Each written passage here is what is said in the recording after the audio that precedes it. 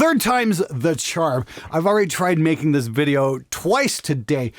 First time the camera wasn't at the right shutter speed. Oh, it's not at the right shutter speed again. What the fuck? One of the pitfalls of being your own camera crew is that you can definitely screw shit up. Fuck! Anyway, I thought I'd try this for the third time. Maybe I'll actually get it right. What I'm going to do is I'm kind of go over some of my guitar tones that I've recorded over the last couple decades because I apparently haven't embarrassed myself enough already. So we're going to go back to like 1999. I think this is like my first or my second paid project ever. A little group called 6 Degrees of Separation. And this was done using some pretty primitive equipment. I didn't even get a tube amp till 2000. Yeah, till the year 2000, actually. Didn't get my first tube amp till then. I was actually using a solid state Gallien-Kruger, which is this guy. I think I bought this in 1994. This is a monstrous little amp, and I need to do a full video on this at some point. But yeah, I started out with that and a couple of custom cabinets built by my very good friend Steve Chason, who helped me build this studio here. And we weren't even using, the typical selections. We're using 85 waters and 100 waters because we thought, more power handling. So when you mic something up like that with a broken 57, you get something like this.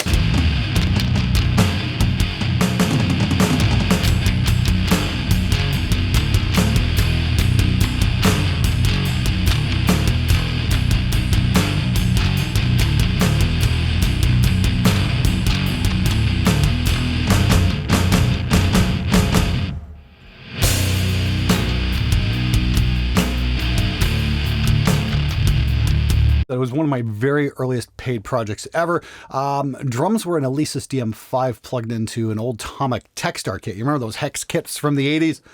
Oh yeah, but we used real cymbals. Yeah, the cymbals sounded pretty decent actually. The drums are just a tiny bit on the plastic side though. Guitar-wise, there's been a big evolution over the last couple decades. That was kind of my jumping off point. And then, as we get to tube amps, there's kind of this rapid progression. But I didn't really realize, I had a broken 57 till 5-6 years later.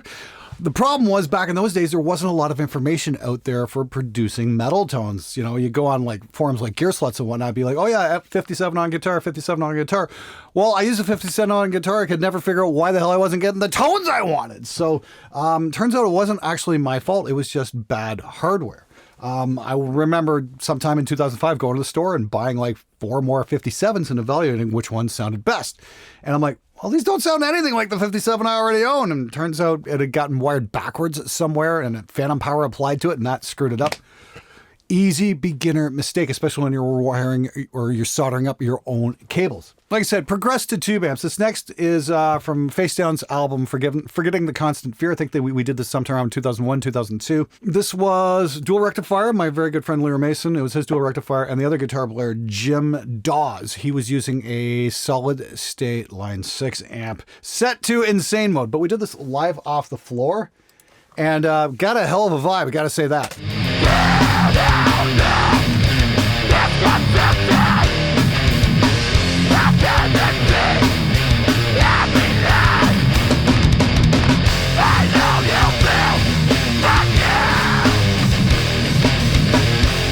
Pretty beastly tone, I gotta say. I love the live off the floor vibe we did. That band was capable enough, so we were able to do that live off the floor. It was mostly acoustic. I think the cymbals, toms, snare, they were all acoustic, but we were using a V-drum kick on that. And yeah, we got a pretty decent result. Again, the guitars are a little spitty here. This was still, 3-4 years before I ever figured out you're supposed to put an overdrive in front of your freaking tube amp. Again, it all comes down to availability of information and, people, like-minded people working together to create a better product. I was pretty much on my own at the time. Oh yeah, well, you need a Marshall to do metal. Well, no, we were kind of past that at this point. Anyway, let's see here. What's next? Again, 2001. This is a punk band out of Detroit called Say Anything. Song's called I'm Leaving, and this was a combination Marshall JCM 2000 and my dual rectifier.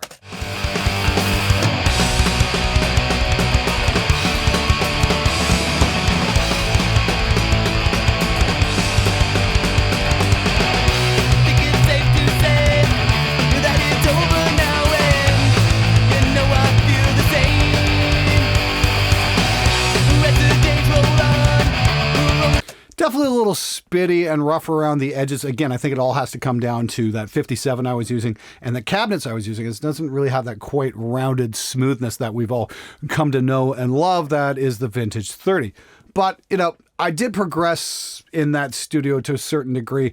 And I got to say, that's the thing. This was my original studio in the city, Windsor, Ontario proper. I was in there from 98 to the end of 2002. And I think the high point of that was this record here that did really well among the black metal fans. This is Woods of Ypres with Meeting Place and Time.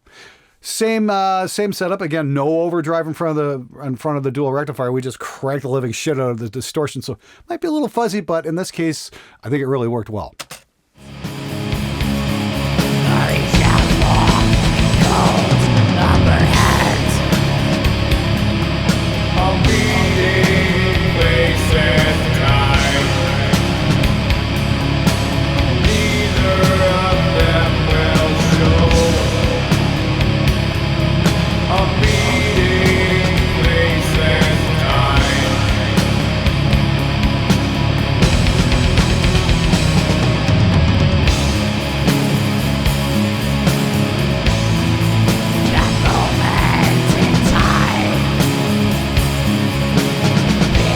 Now, interestingly enough, I did dig up the multi-tracks for that, and I'd really like to do a lesson on that. Let me know if you guys would like to see something like that, because if I get enough interest, I can approach the record label with that and say, hey, let me do a lesson on this thing, because I think it's going to be fucking cool. It was a good track. Anyway, yeah, the guitar tones are definitely rough around the edges, but in terms of black metal, I think that works really well. Now, we're going to fast forward here to about 2006, working with a band called Black Creek. Now, I'd been on the Andy Sneap forum daily by that point for about a year and a half, something like that. Got some wonderful advice, discovered what vintage 30 cabs were all about, discovered, I had a broken 57, discovered, overdrive in front of the amp, still using the dual rectifier. By this time I had a 5150, but the band really wanted to go with the rectifier. I'm like, okay, let's do it. And this was a 2-mic technique. We were using a Marshall 1960 AV cab, one bright 57, one dark 57 on 2 different speakers and blended together. Interestingly enough, Ulrich Wild years later showed me a trick very similar to that, but using a 57 and a tom mic on the second speaker. So slight variation on the theme, but the results we got were quite something else. I really loved the way the tone turned out on this record. Don't stop giving. Time will tell our story. I bleed for you. I bleed for you. I bleed for you.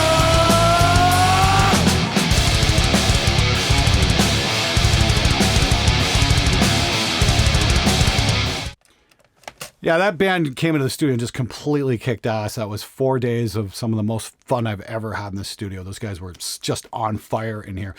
We did it to a click track, but it was, the guys in the band standing around the drummer. They did pretty much everything live, and then we just kind of layered in tracks on top of that. Had a hell of a vibe. There was just like this whole frantic feeling about that record, and was just so much fun to do. We had that mastered by Phil Demetrio up in Toronto at Lacquer Channel Mastering. Phil did a great job with that. I mean, obviously these days I could probably get a much better drum sound, but yeah, it wasn't too bad. I mean, we had moved in here by this point. I moved into the studio here in 2003. And like I said, there was a break between January 2002 to about July 2003. When I moved in here, we had to build the place, obviously. So there was that. But moving into the new studio, it definitely took a couple of years to really get my head around working in these rooms. It was a bit of a growing period. And that's kind of was my first big breakthrough as far as guitar sounds go. And again, the Andy Sneap Forum was a giant contributor to that, because there were a lot of people who were out there making metal in small home studios. Many of those guys who go on to do mixing jobs on many bigger records these days. It's amazing how many of us who hung out on that forum now have careers. Next big breakthrough for me is one you guys all know and love. This is from 2011, where I was jamming to a pop record of all things. So I was working on a pop record for some local clients, and I love the drum beat. So I thought, hey, let's have some fun and write the heaviest riff I can think of to this pop beat. And we got this.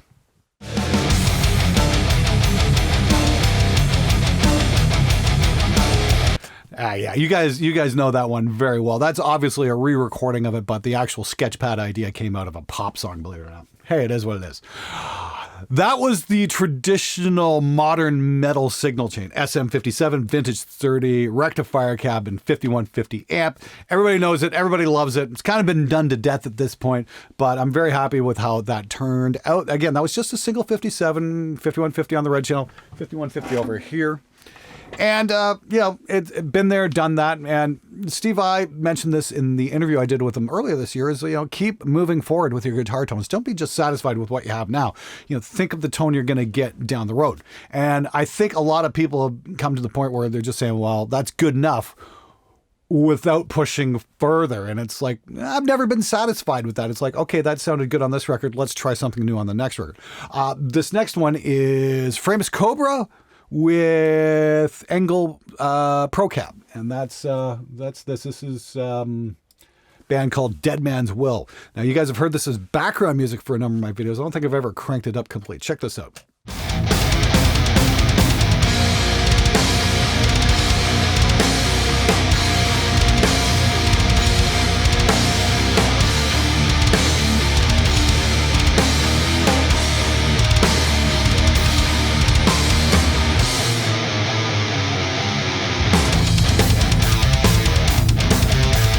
Yeah, very happy with how that one turned out as well. Again, love to use it as background music. One note I'm going to say about making that record is the vocalist, Brandon Gruber. He's what I would call a one-take miracle. He comes in, does his tracks, one take flat, done. Brandon puts so much emotion into his performances, you really not going to get a better take. I never, ever had to ask Brandon, hey man, can you do it one more time with more feeling? No, it's never happened. There's a guy who really knows how to give his vocal takes his all. So always a real pleasure working with him. Next up is a band you guys have heard on the show quite a bit as well as Protocol. You guys know them from that lesson I did mixing symphonic folk metal. The song Heaven Cast Me Out has been used as background music for numerous shows over the years. Here's one from their first record called Margena. And I remember struggling to get this tone kind of where I wanted it to go.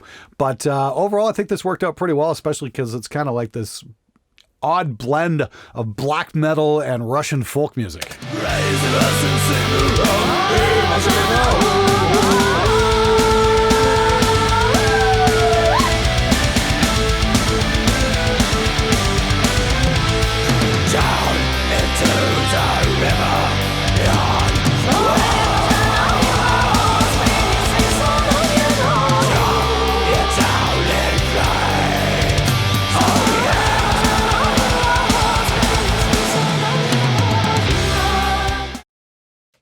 Love working with bands like that bring in all kinds of weird instruments and whatnot because it's challenging. It's not just the same, mic up an amp and record the drums and that kind of stuff. It's cool when you get to do, recorders and psalteries and all kinds of weird shit you never would normally get to do on a metal project. That's what makes making records fun. I've had Protocol in for like 3 records, and they've always been just a total blast to work with.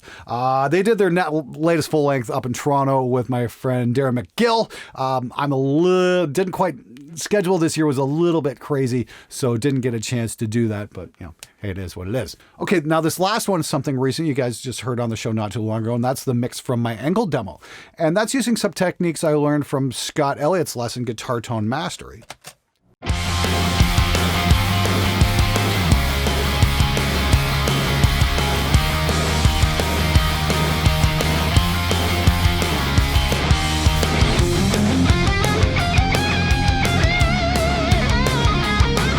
Now that's using impulse responses. And once again, it's always try new things, try blending new things, all that kind of stuff.